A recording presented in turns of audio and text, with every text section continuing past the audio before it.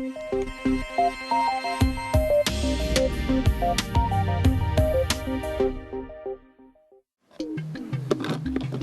venin de scorpion et d'araignée pourrait abriter des molécules très utiles à l'heure de lutter contre les bactéries les plus résistantes, les superbactéries.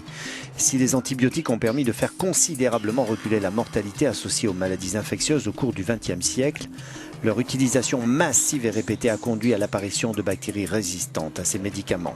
D'où ces recherches sur la base de venins potentiellement mortels pour l'homme.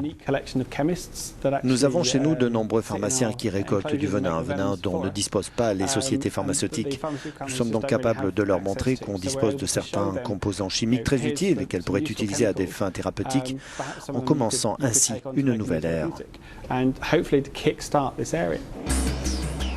Les experts de la santé sont en effet inquiets devant la résistance accrue des bactéries. Un rapport britannique préconise des incitations fiscales pour les sociétés pharmaceutiques qui auraient engagé des travaux dans cette lutte contre la biorésistance.